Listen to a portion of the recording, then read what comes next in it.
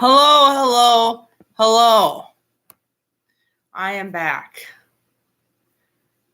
I'm back, and I'm back with more on the case of Shanquella Robinson. There's more evidence. This is basically revealing the latest updates and more information on what actually happened to her in Mexico, Cabo. More evidence. Basically, these people that were supposedly her friends are lying about everything. They're just liars. They're snakes. My prayers go out to the Robinsons, go out to her family. They deserve justice. But this probably happened more so, I would want to say, probably in November of 2022. Excuse me. So as we were heading into the Thanksgiving holiday, this happened to Shanquella Robinson. So I already shared with you earlier the disturbing video. Now, I'm sure there's going to be other disturbing videos. Those videos, I would have to probably more so kind of locate off of Reddit or whatever it's called. I'm sorry about the confusion before. I was just trying to get you kind of an idea of how messed up this case is, of how dirty, snaky people can be, and how you better watch out who you call friends.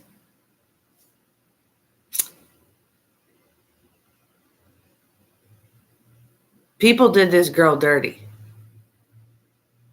They did Shanquella Robinson dirty.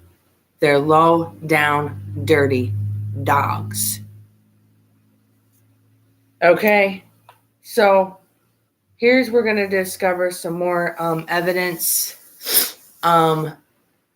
It's by this Queen Sheba. And she does, these are crime scene people.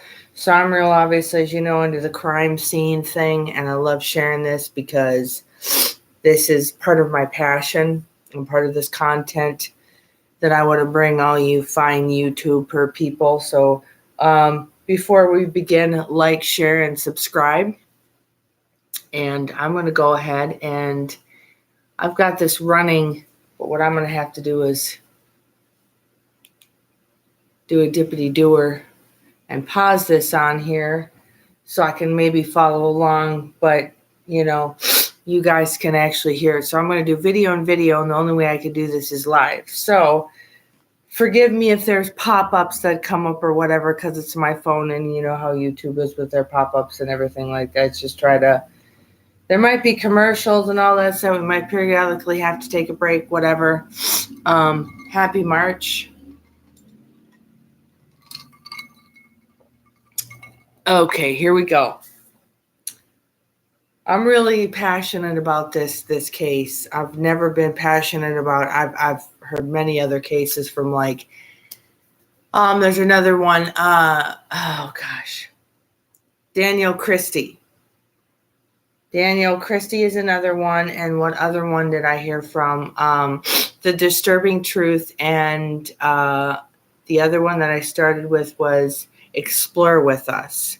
So that's what I started, and it just kind of snowballed into this. After this, I'm going to have to come back on here because I have to go into the spirit box of Shanquella Robinson, which is how I first discovered this. Okay, so here we go. I got to do a flipperooey.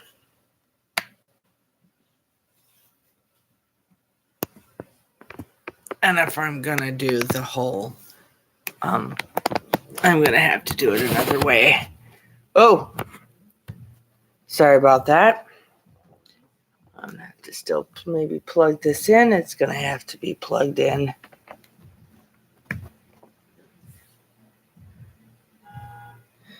Okay, there we go. My phone is just... Sorry. Okay, ladies and gentlemen of the jury, I'm going to do the best that I can. Forgive me if I may have a tendency to move around and stuff. So here we go.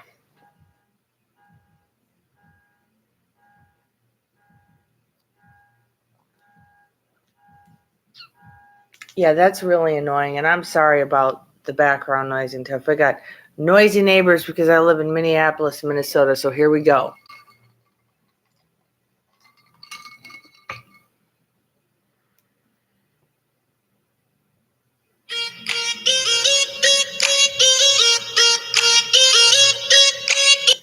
All right, welcome kings and queens. Thank you all for your patience. Many of you have reached out to me asking me, can you please come up and talk about the findings of the case and share your thoughts? Absolutely, I got your back. So today we are talking Shanquella Robinson. Wow. There has been an update. Documents have been provided giving us grave detail into some of what occurred in Cabo San Lucas, that Linda Villa, number 32. Now, as I'm going through these documents, check it out. I'm looking at these things as if I'm studying for an exam. Y'all, I wouldn't believe half of this. There are so many loopholes. There are so many gaps in this. Okay? They're doing a good job to try to outline and give us something. And the only reason why Mexico has made an effort is because the representatives for the family of Shanquella Robinson have tried to get the White House involved. Justice for Shanquella Robinson. Justice for Shanquella Robinson. Justice for Shanquella Robinson. Justice for Shanquella Robinson. Justice for Shanquella Robinson. Justice for Shanquella Robinson. And that's not good for Mexico. So that's the only reason we're seeing a little bit of movement. Now, don't get it twisted, because I really feel like there's a lot going on with this. Let me share that Desjardins, they describe Desjardins as being cold and calculating. Now, think about the word calculating, okay? They also believe this was a planned attack. Y'all, we've been saying that since day one. I've been saying that. I have an entire playlist dedicated to this case. When I started to get into this case and peel back the layers and give you what I thought was going on, I was well ahead of my time. I was putting things out there in front of you that was unheard of. And at the time, it may have made me appear to be off of my rocker, but a lot of the details provided in this report were actually able to substantiate every single thing that not only have I talked about over here, but many of you have talked about. Are y'all ready to get into it? Listen, even to the time of death, you remember I was one of the first ones to say, she didn't die in the evening. She died in the morning. Remember when I got a picture of the sun and it was hitting the bed, the bedpost, and then I clipped the time that the sun rose in Cabo. Yep. And I gave you that. I gave you flight information. Listen, as I was reading this report, I was like, are they citing some of the evidence from my video? Because this seems very, very close to some of the things we've talked about over here in the palace. But let's get into it, y'all. For those of you who are just tuned in, or if you're new to the channel, welcome to the palace. I am Queen Sheba. I cover a variety of hot topics specific to reality television, but most importantly, I hone in on the psychological and the behavioral traits of the Black experience. So we're going to talk about the truth behind what really happened to Shanquella Robinson. Now, this is a fragmented bit of truth because, listen, I believe Mexico is still in a very sensitive position, and they are protecting some of their own. When I go through some of this, you'll be able to see why I'm saying what I'm saying. I am not going to read every detail. There's over 18 pages of documented evidence and reports and findings I don't have that amount of time. I know you want me to get to the point, so I will. Number one, let's establish this was a planned attack. We've been saying it since the beginning. This was a planned attack. They planned this. I've been telling you all that they planned this. And if you really want to track it by time, the planning started in June. Don't ask me how. I gave you all of that in other videos. You're going to have to go back to the playlist. I pinpointed the time. This started in June, which tells me that something occurred between Shanquella and this group between March, April, or May. Whatever happened between March, April, or May in 2022 led them to begin to start plotting on her in June. Fast forward, they got her to go on that trip, which ultimately took her life, ended up taking her life. You get it? Timeline. Something happened between March, April, or May 2022. They planned it in June. They executed the plan in October, on October 28th. And I'll never forget that day because that's my birthday. Now, here's the thing. There's a divide, in my opinion, between Mexico. Someone is being protected while the others are appearing to come forward. Who are they protecting is a question. Why are they protecting them? That's the second question. I already told you before. I know some bloggers don't believe the cartel has been involved in this. Child, please. Don't play with me. We already know the cartel, according to the FBI, in that new case. You remember the Matamoros case where the 4 Black Americans went down to Mexico. Actually, there was 5. That's what they didn't tell you. There was 5 of them that went down to Mexico. And they were ambushed by the cartel. And the FBI put a $50,000 reward on that case. And guess what? 2 of them were returned by the cartel. And the FBI stated that 90% of Mexico is operated and run by the cartel. If you don't think the cartel has something to do with this, even a little bit, even if it's just them owning that villa, then you're fooling yourself. Okay? So I think that has a lot to do with it as well. But let me back off and get back on track. Now, according to the document, 2 people arrived first to that villa. They were not, and the concierge had no idea that 2 people would be arriving before the main party. Keep that in mind. I'm going to come to that. There's a couple of things I want to outline with you. I believe the Cabo 6 had help. I believe one of them has some deep ties in Mexico. Wait, it's true. I love saving. Sorry, that's what I was afraid was going to happen, was that you've got... Hang on, I apologize. I'm sorry. And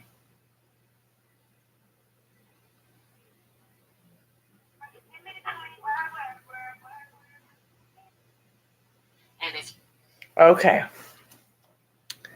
I'm sorry, guys. This is a beautiful thing about YouTube. It's straight off picture to picture, so there's going to be some interruption, so I apologize. Woo! All right, we shall begin. I am sorry about this. Here we go. To be continued. Once we go through these documents, you're going to start to see the little bitty gaps. You got to pay close attention. Number 2, all of them were there. Do you hear me? All of them were there. There were 7 people there. So Nazir is not credible. He was there. And if he wasn't there, there was another man there. Number 3, Dejanay Jackson has been identified as the culprit, the leader of the pack. Okay? Number 4, the time of death. I told you that. The time of death has been established as morning, just like we talked about that before here. Last but not least, we still need to know why this happened. There's more to this. And if you feel like, oh, it takes time, no, it doesn't. No, it doesn't, based on what we've seen and how quickly the U.S. and Mexico have worked together with American citizens being ambushed and taken hostage and kidnapped in Mexico. No, no, no, no, no, no. There's bigger components to this. That's why it's taking longer.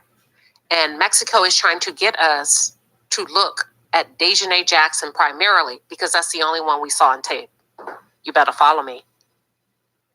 Okay, so I'm going to start with page 1 of the 18-pager document.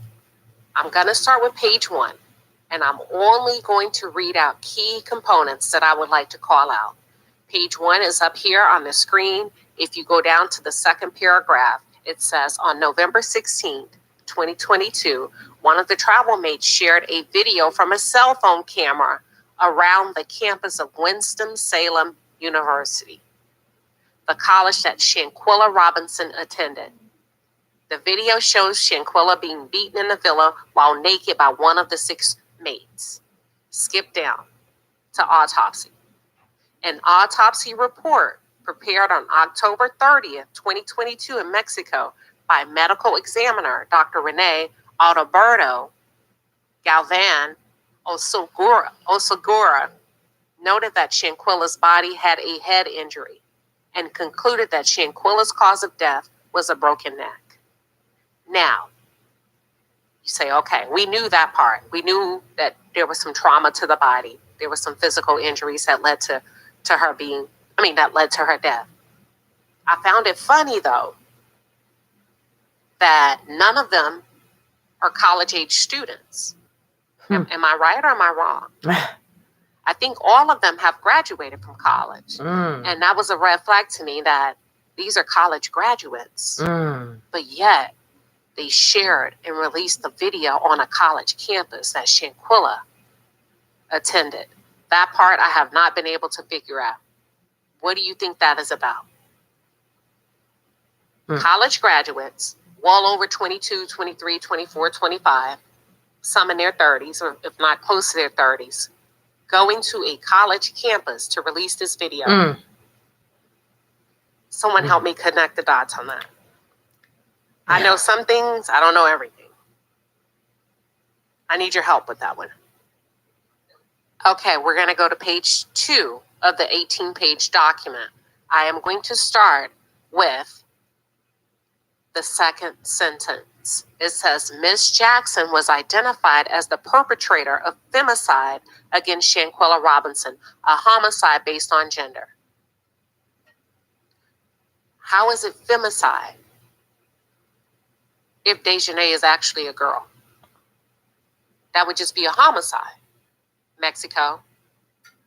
Typically, when a crime is classified as a femicide or a hate crime, that's because someone of the opposite demographic, opposite sexual orientation committed that crime. Hence the classification. Now, this may be new to me, or it just may be out of sheer ignorance. If Dejanay Jackson actually took Shanquella's life, how can you formally label it a femicide? That's where I start to question Mexico. That's where I start to question the video. Wait. Sorry.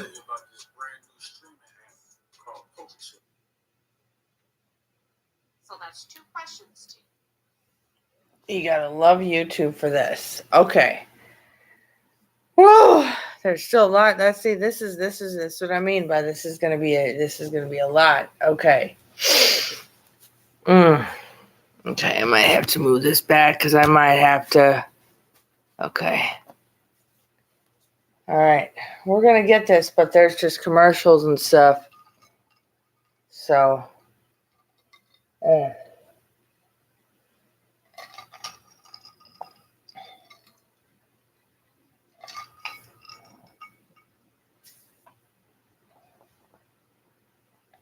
Okay, here we go. To be continued. Sorry. Wait a minute.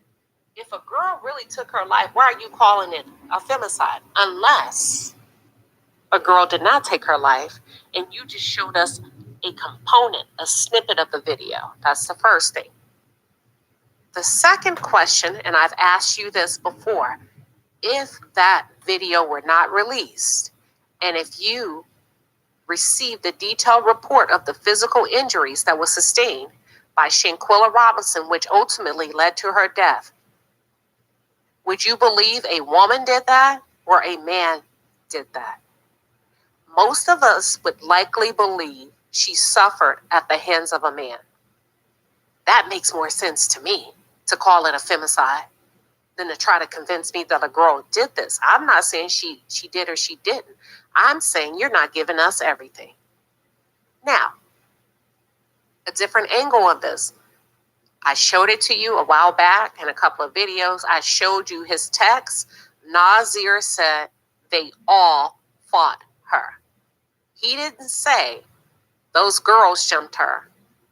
He said they all fought her. Okay? I believe him. Because when I looked at the autopsy report, hold on.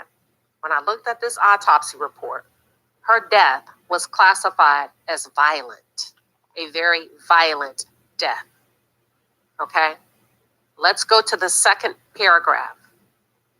If a United States citizen commits homicide in Mexico and returns back to the United States, as you are aware, they can face criminal charges in the United States under federal law or state law, depending on the circumstances of the crime.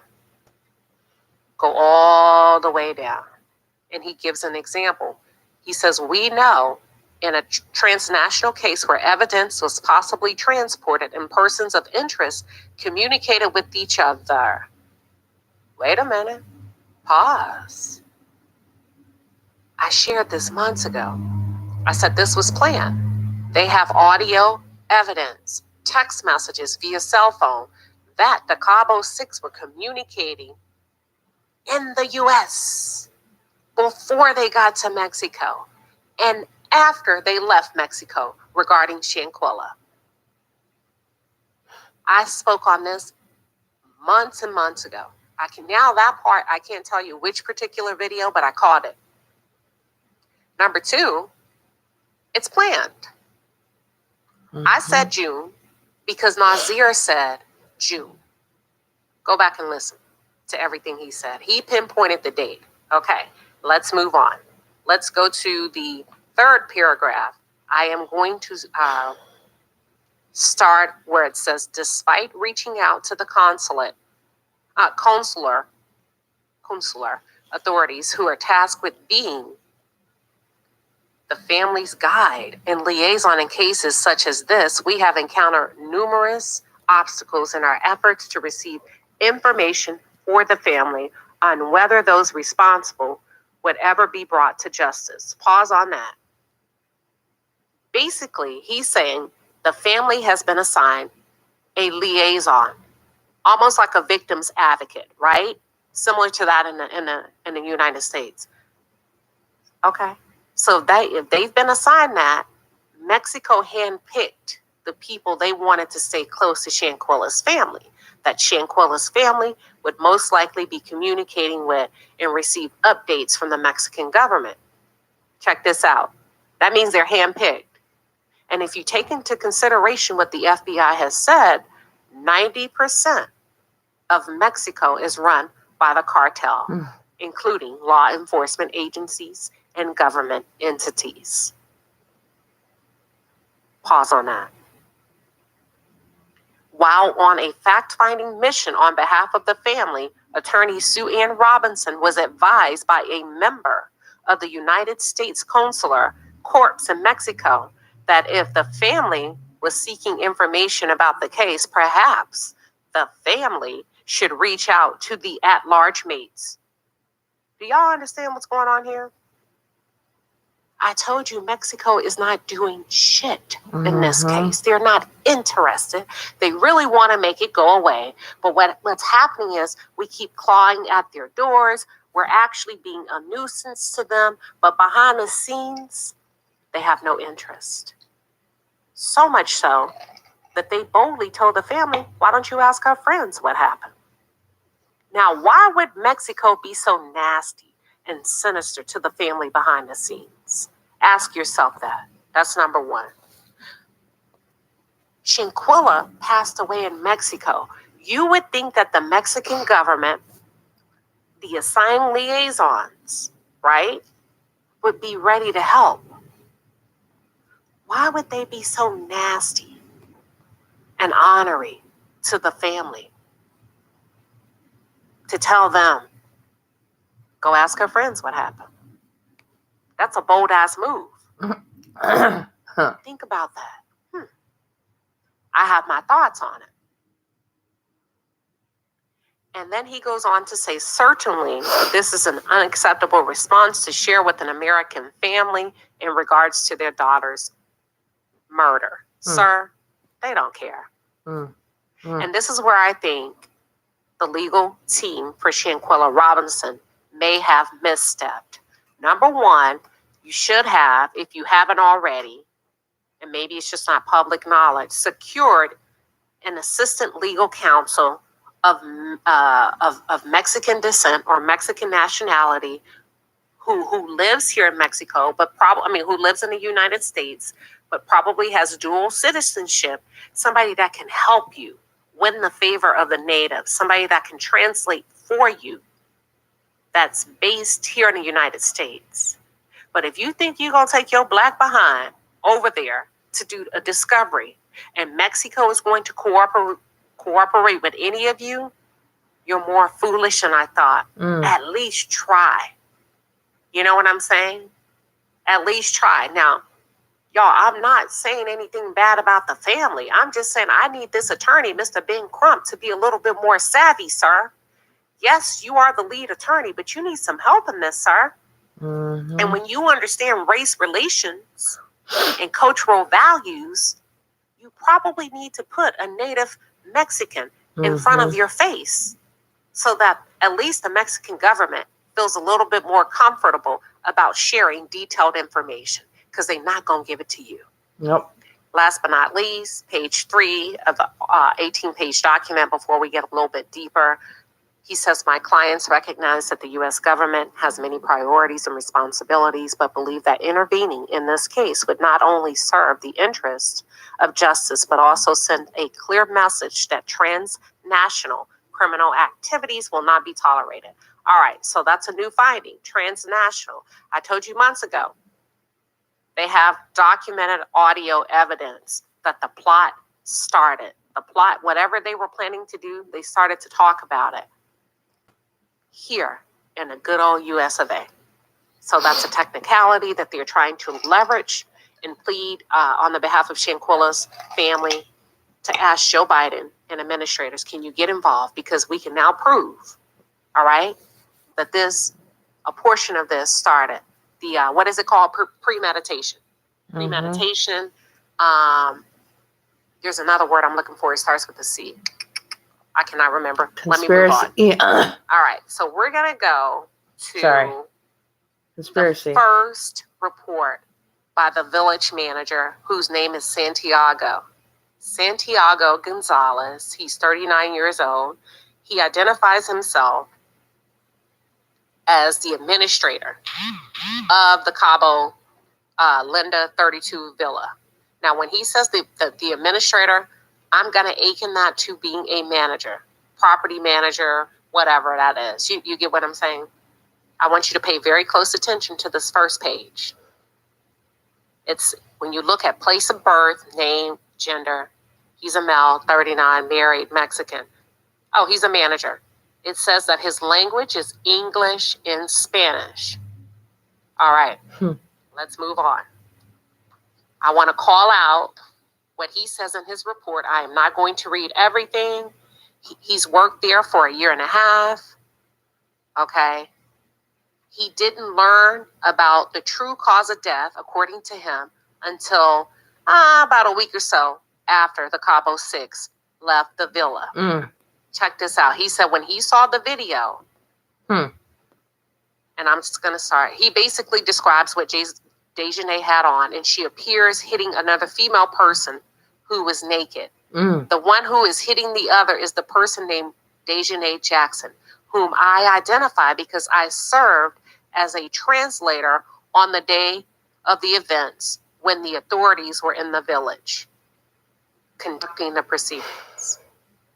I don't believe him. I don't believe him at all. I don't think he served as a translator. Because everybody that was in that villa that day, with the exception. Sorry, guys. They really need to freaking, I don't know. And what I mean, they spoke English. I'm not talking about the Cabo Six. I'm talking about the doctor. Goodness. You don't remember? She gave a detailed report of how she was talking to Winter Donovan, asking questions, telling them how much it would cost. I don't believe him. That's right. That's one lie I caught him in. You could not have been serving as a translator when the female doctor, nurse, or whomever she is, speaks English. All right. So I just want to let you know I caught that. All right. Now. Good call. If you were translating, who were you translating for? There's already detailed accounts of the doctor talking to the group in English. That's all I'm saying. Now, here's the part where I want you to follow me. He was able to establish the time of death and confirm that I was right. He says, in the video, it can be seen that the headboard is eliminated by the sun's rays, and due to the location of the sun's rays, I can deduce that it is between 7 and 8:30 a.m. since the bedrooms 1 and 3 are waterfront. And it's easy to deduce the morning schedule since the sun rises on the seaside, illuminating those rooms. That is room number 3, because it is the only one that has a hammock outside of it, and the hammock can be seen in the video. Let's pause. So what he's saying is during the time of the fight, he can accurately depict that it was between 7 a.m. and 8:30 a.m. Yep. He's correct, because the sun rose at this time. Yep. On that day, that morning, okay? Now he says, he begins to describe that what happens at 10 a.m., the sun is a little bit brighter, a little bit more irritating. He knows he's been there, blah, blah, blah.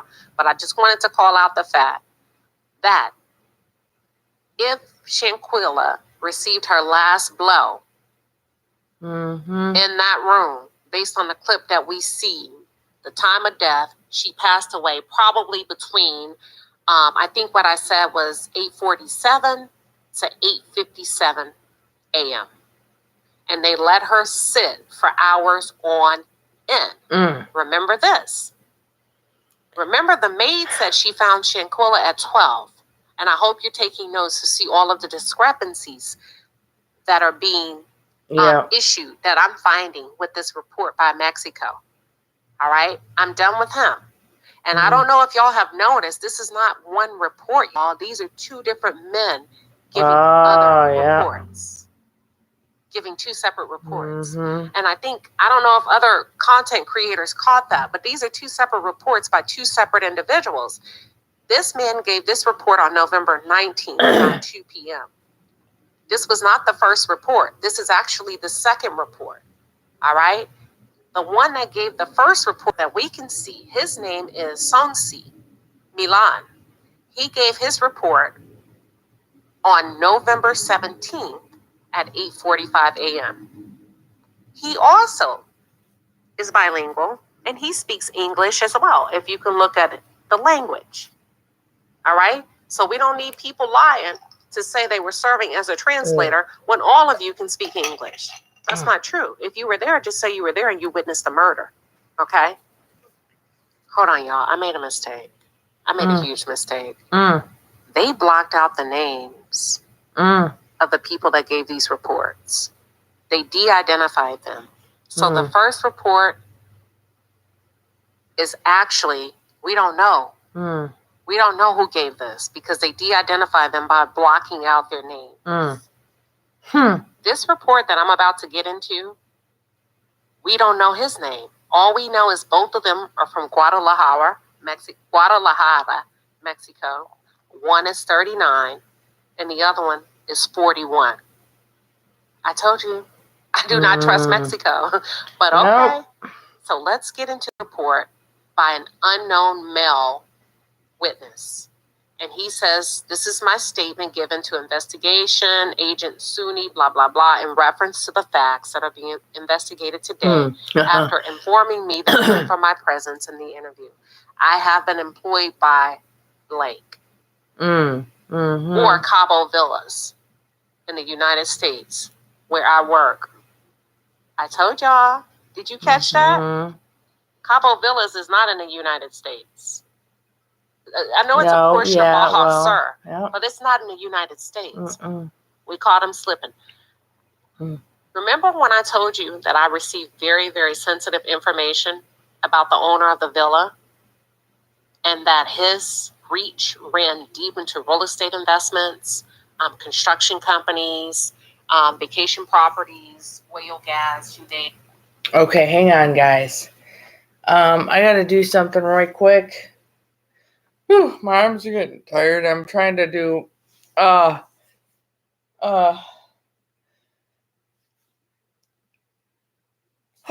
trying to do video to video, so it's hard because I got to hold up my phone. So just hang on a second. Bear with me. Okay, I'll be right back. Just bear with me. I do apologize. I'm trying to get this as best I can for you. This is a lot of information. I told you this case is messed up, man. Messed up. Low down dirty dogs. Good. I had to get up and stretch for a minute.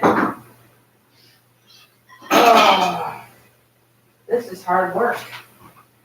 But, my whole thing was I was going to bring you guys the case as I found it. And I stumbled upon this case by accident.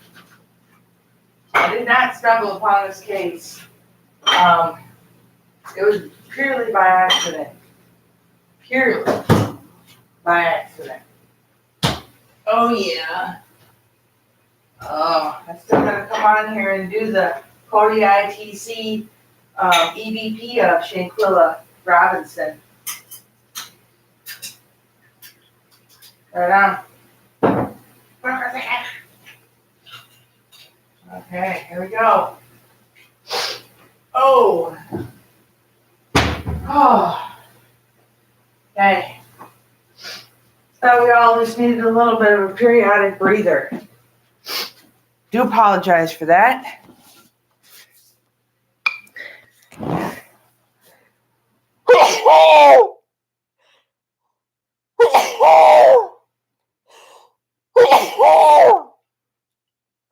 Oh, allergies. Sorry, guys. Oh, I do apologize. Here we go. Okay. Oh, all right. Oh, sorry. All right. To be continued. You guys are going to have to like, share, and subscribe. And if you can't comment now in the live, don't worry about it. You can always comment later. And I hope you are enjoying it so far. All right, here we go. And I gave you a very, very extensive list of kingpin operations. Well, they also said he has 3 business partners and his ties go back to the United States. Listen, if we were not protecting someone, in the first report, they did not block out the name. Why are they blocking out the name of the property in the second report? That's because they do not want us to know who this villa really belongs to. I just want to throw that in there, okay? This person, this anonymous man who's given this report has worked for that company 3.5 years. He's the concierge.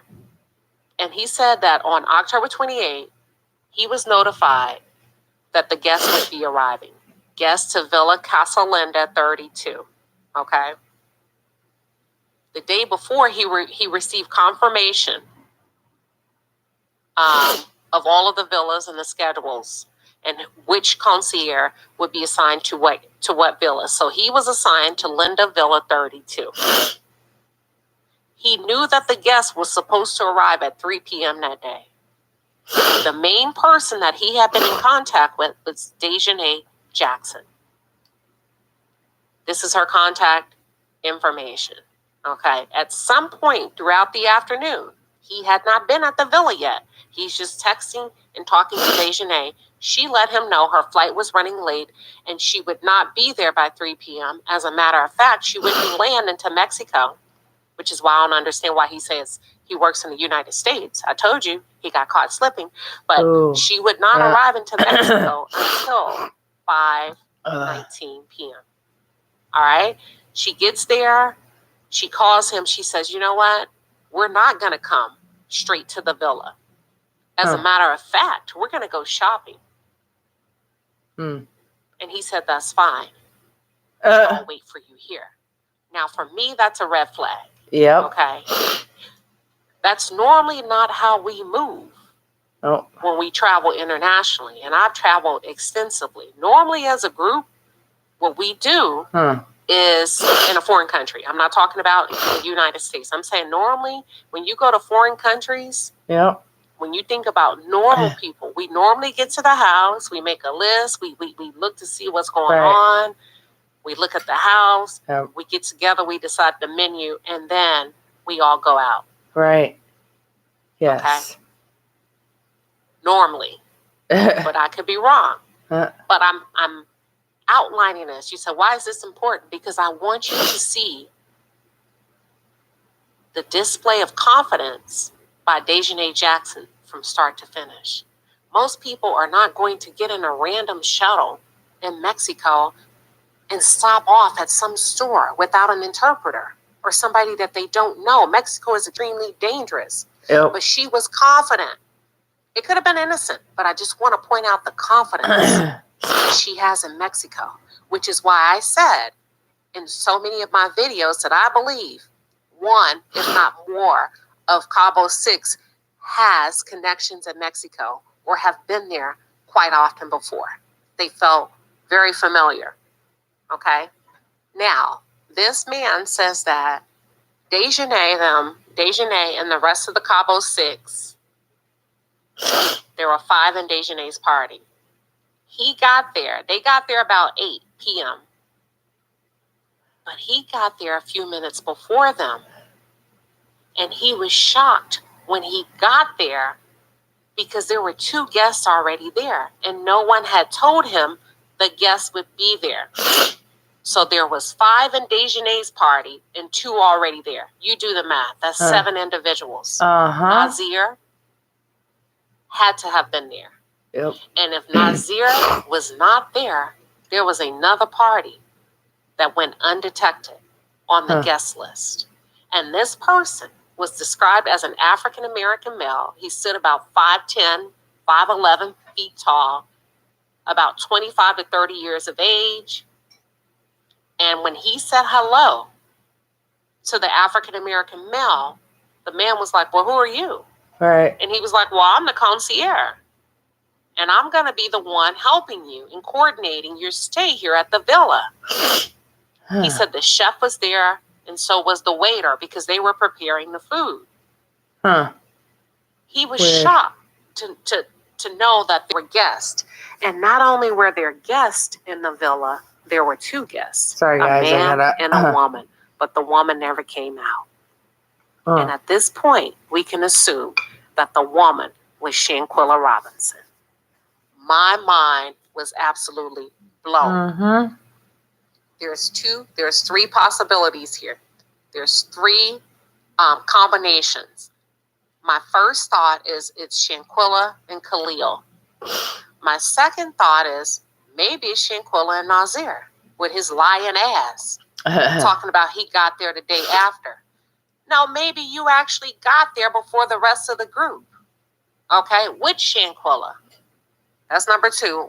Or there was an unidentified African-American male that was a part of that party, and we all don't know who he is, and he's gone undetected. Now, in my head, I'm like, The man said Shanquella never showed her face, but the chef told him she was there. In that moment, I couldn't help but to say, when Shanquella got there, whomever she was with, did she realize that she was in danger? That's my first question. Right. Ronnie, stay with our strongest Sorry, guys. so you can use less. Sorry, guys. We got commercials right now. I apologize. I'm sorry. If you or somebody you love has used Tylenol during pregnancy. I'm sorry. Let's go to the second page. Okay. I do apologize. Take a little break. Again. This is a lot of information. So take it all in. And please feel free to comment. You know, even if you're joining the live or not joining the live. Feel free to comment. Say what you want to say on the video. Or on the live video, I should say. Excuse me. Because I can't do this on my phone. Because it won't upload how it's supposed to. All right. We're going to get back to it. Hang on.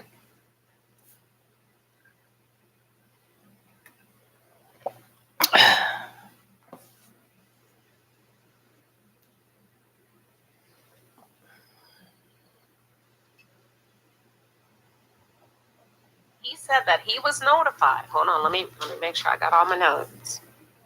He said, I was surprised since I was not aware that there were 2 guests already at the villa. The chef told him, you see, listen, baby, they stick together. Okay? Mm-hmm. And that's what being crumb. We're not. Anywho, let me hold my thoughts. The chef was like, there's already 2 here. A couple that arrived. What makes the most sense to me is that it's Shanquella and Khalil. But I could be wrong. You never know. You never know with this group. They had arrived a few hours before. However, he only saw the male guests that he described. A few minutes later, he said, not too long later, Dejanay and the rest of the Cabo people, her little gang, they arrived. And they got out with their groceries, bottles of alcohol, and tequila. They put down their suitcases and they started to just peruse the villa, take pictures. They looked excited. It was 3 women. 2 of them were African American, and 1 between African American and mixed Latina. And he described Dejanay as sturdy, a very sturdy, hard-built, tall, dark skin with a very thick masculine voice. And she was accompanied by 2 men of African American descent. So now we've identified 3 men. We've identified 3 men and 4 women. And the 3 men, the 2 men, that were with Dejanay, both of them African American descent, both of them slim build. One of them was identified as having dreadlocks. I'm going to say that was Malik. Now, all of this is going on, and Shanquella still has not showed her face.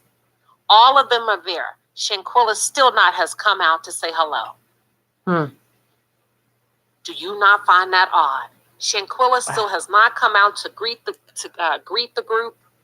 So my question is, did something happen to Shanquella, or did Shanquella get an eerie feeling once she got in there? And did y'all trap that girl in that house?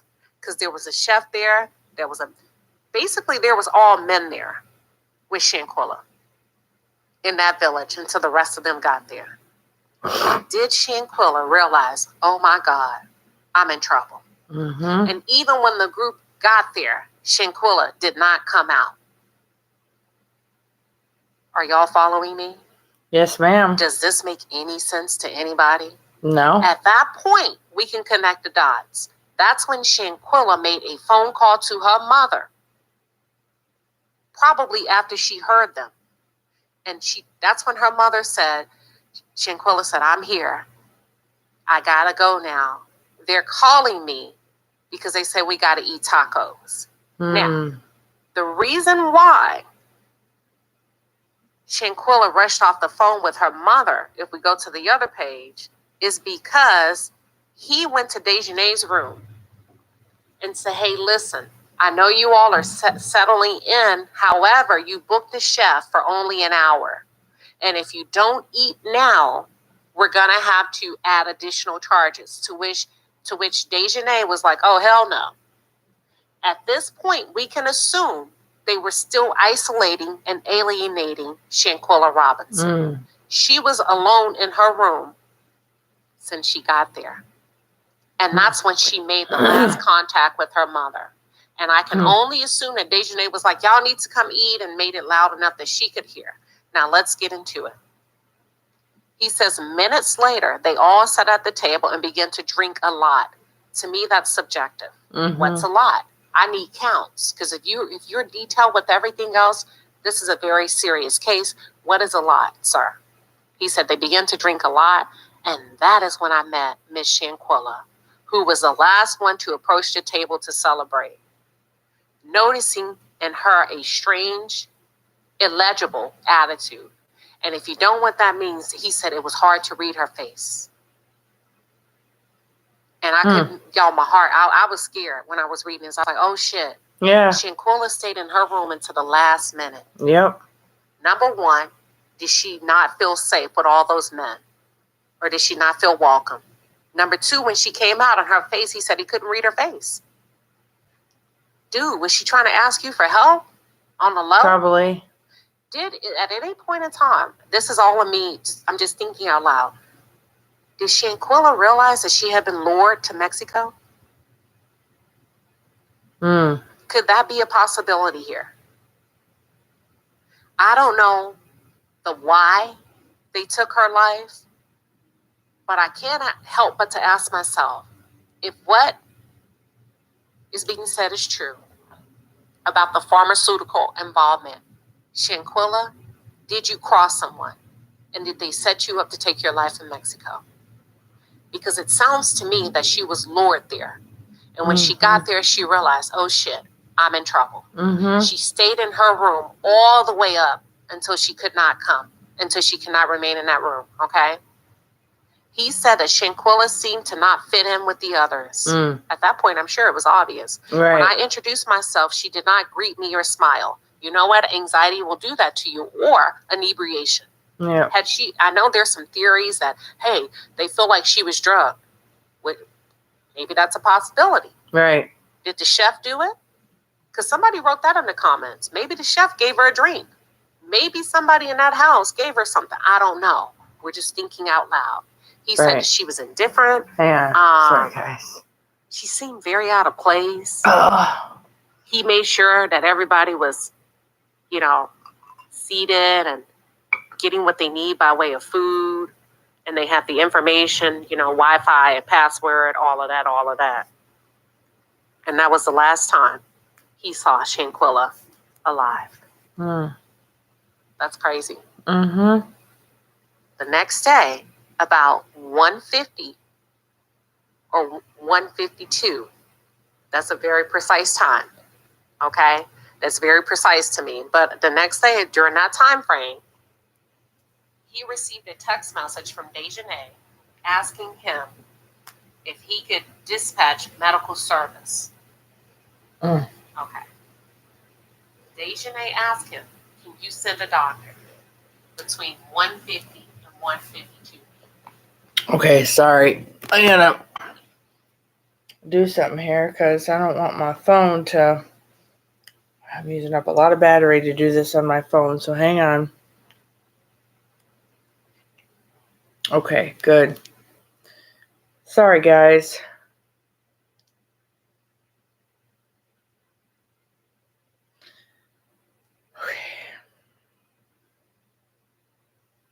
Keep in mind, the maid Lucy said she had already found Shanquella's body at noon. Let's go on. He told Dejanay, I'm not going to go through all this. Basically, everything we know. I think my friend has alcohol poisoning. Can you send a doctor? He told Dejanay, I can send a doctor.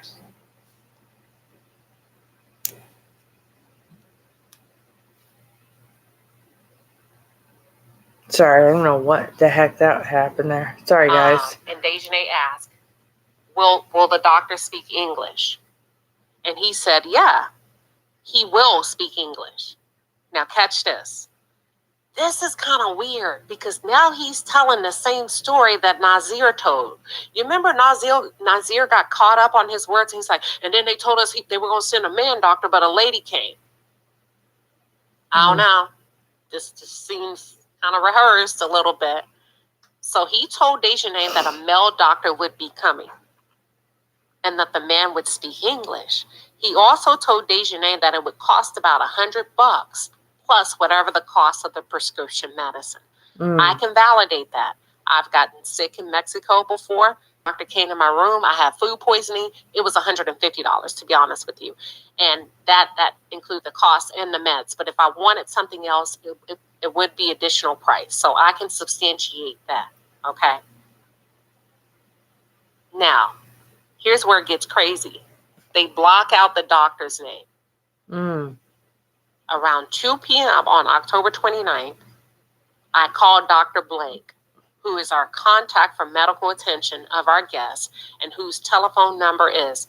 So, if you have nothing to hide, and if it's the same doctor that came, why are we blocking out their names? Are you following me? Yes, ma'am. So, y'all did do a last minute switch.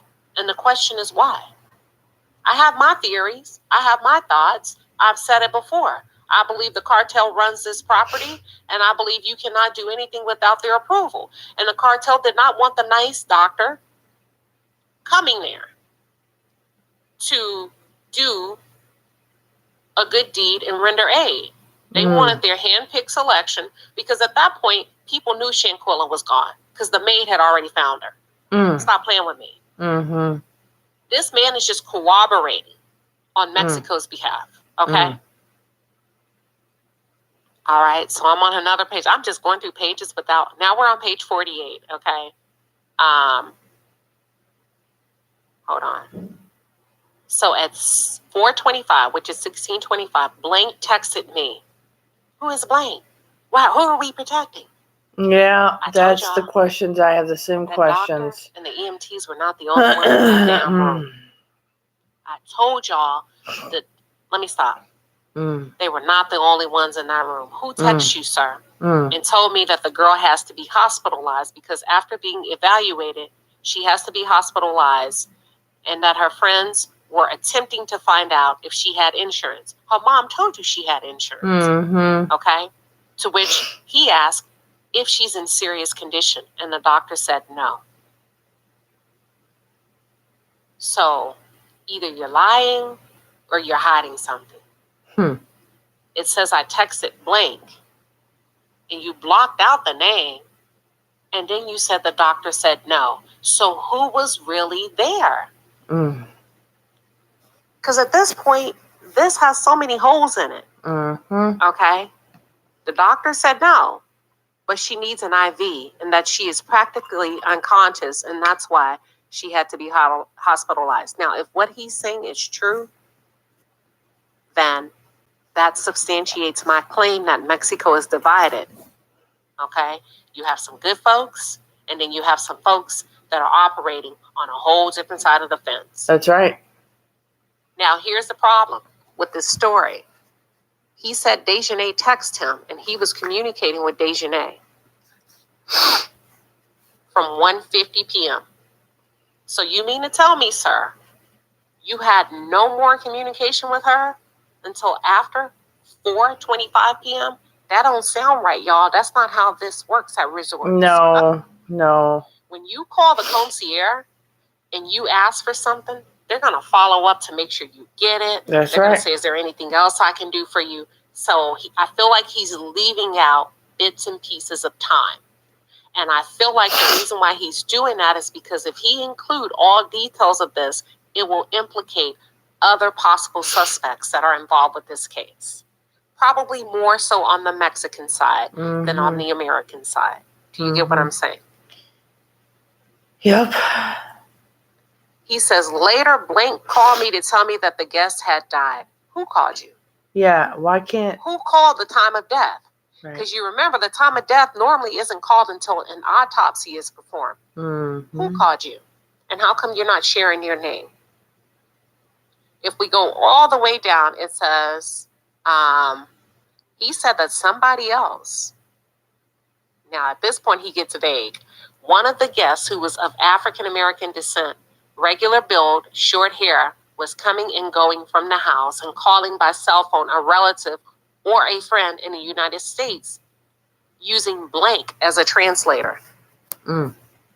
Okay. I'm going to say that was Khalil, and he was using the doctor as a translator. And at that point, you say, why is this important? Because that's where the case became crooked, and they were trying to get money from the family. That's why they're blocking people's names off, because they were all in it, and everybody got a piece of the pie. Okay? Let's go on. On the next page, he said that his purpose was to look for, look for the main guest, which was Dejanay, and give her his condolences. And he asked her if he could give her a hug, to which she said yes. He gave her a hug, but he said her hug felt very cold and distant and indifferent. And the only one that displayed any show of emotion was the skinny black girl. And he could tell from her face that she appeared to be in pain, emotional pain, over the loss of Shanquella. Now, don't buy into that too hard, because they had time to practice this, okay? Yep. Okay, watch this. He said he left the main house and he went outside to give them some space. They thought he was gone, y'all. And they erupted into laughter. They thought he was gone. They didn't realize he was still outside the main house. And they started laughing. And I can only imagine that they were high-fiving and say, girl, you did that and you was crying. All of that crazy-ass shit that I don't put past them. They thought the man was gone and started laughing that they were able to pull this off. Later on, they contacted him later that night. Pay very close attention. Between 9 to 9:30 to ask for transportation to go get a bite to eat. Okay? Not even worried about Shanquella. They were worried at the fact that we ain't ate all day. He sent a taxi. When the taxi followed up with him later, the taxi said, not only did they eat, honey, I dropped them off at the airport hotel. He was like, what? The next morning, Dejanay contacted him to say, hey, is there anything else I need to do? Y'all, if this is not code and calculating, is there anything else I need to do for checkout? If you were an innocent person, could not bear to think like that. We would be in a frenzy. Yeah, I right. just lost my friend. Elise just lost her sister the day before. I'm not worried about your damn checkout. My friend is gone. I'm going to be trying to figure out how to get my friend back to the United States. All right. Do y'all get what I'm saying? Yes. Dejanay texted him, as cool as a cucumber, saying, anything else you need from me? And that's when he found out, or he's reporting that he felt like the entire time he had been used as a pawn in the alibi of the Cabo Six. And he was just used as a witness to corroborate their story of alcohol poisoning. And listen, at the end, he's letting you know, it should be noted that she put the name of Nazir Wiggins as the last person on the guest list or registry. I don't know what he's trying to say, but he's trying to let us know something. And based on that, that's how I can say that this was a very, very terrible death for Shanquella. And I am inclined to believe from the moment she walked into that villa, she knew she probably could not leave. I am under the impression that she remained as calm as she could. She hung out in her room as long as she could. When she walked into that villa, her back was already up against the wall. I don't know what happened, but may her soul rest in peace. Mm. And that's my take on the truth about what happened to Shanquella Robinson.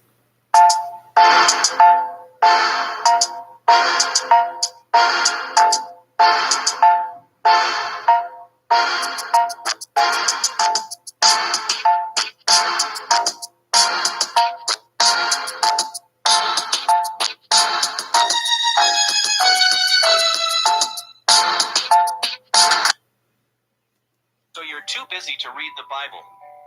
Well, what if your Bible reads itself to you?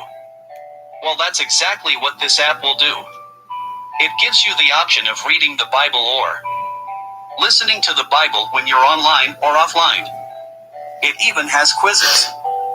That will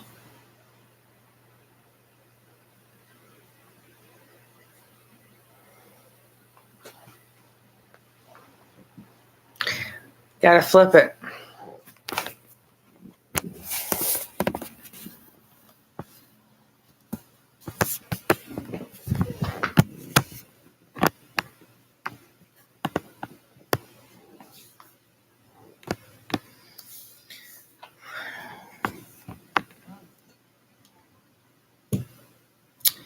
Okay, let's just take a minute to digest.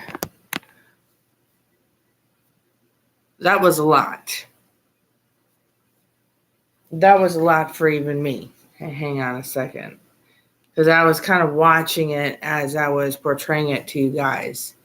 And that was a lot.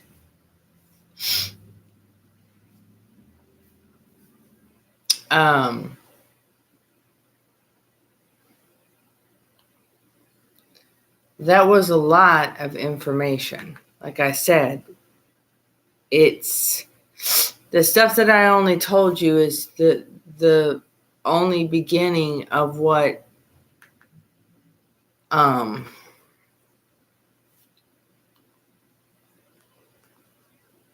it's very disturbing.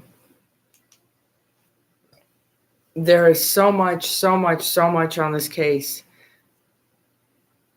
This may be too much information, TMI, but I gotta pee.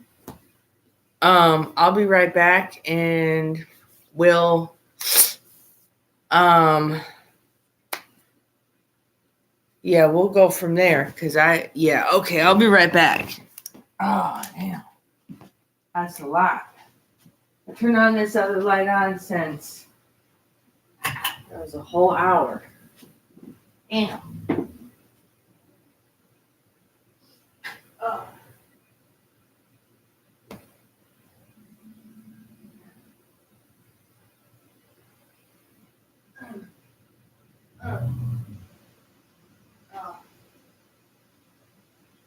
Woo.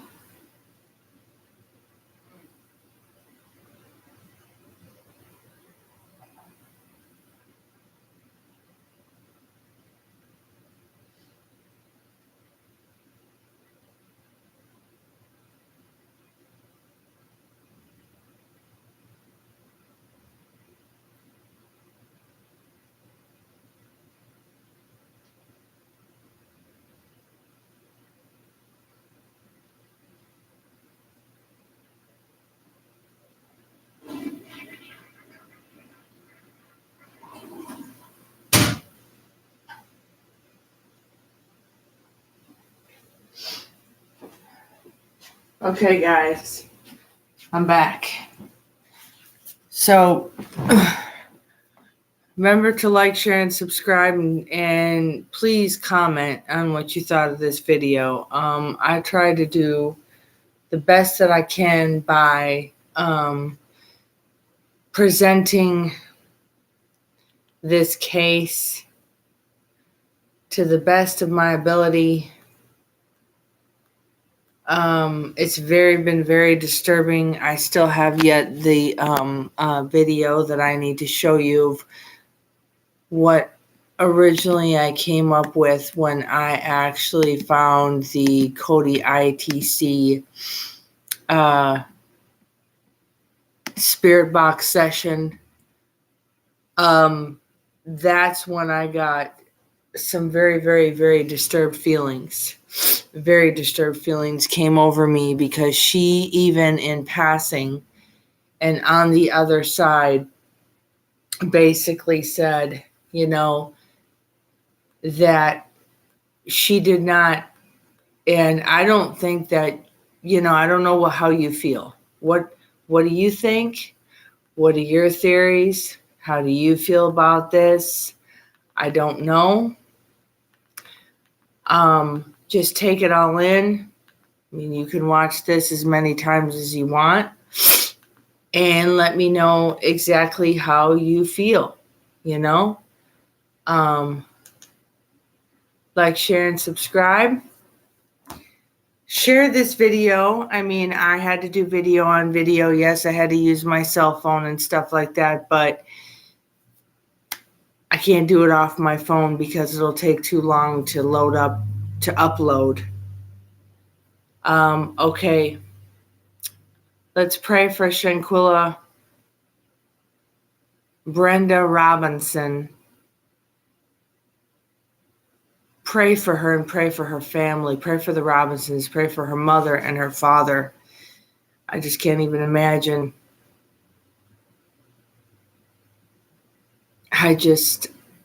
Like I said, it's so. I mean, that's a lot. That's a lot, right? That's a lot. I still have a lot that I need to cover with you. I found a psychic that did a psychic card reading on her. I did. I found that, and obviously the video that I shared earlier with these people that were her so-called friends that were a part of her death, that were a part of Shanquella Brenda Robinson's death, and how they had the audacity to lie about it. But don't worry, by the grace of God, we keep praying, and justice will come about. And the thing is, it's just disturbing. So say what you want. If you didn't get a chance to, you catch this later on and you want to comment, please comment, like, share, and subscribe. I love you. God loves you. You're a child of God. Pray. Try to be kind to one another. And I'll see you on the flip side. Until next time.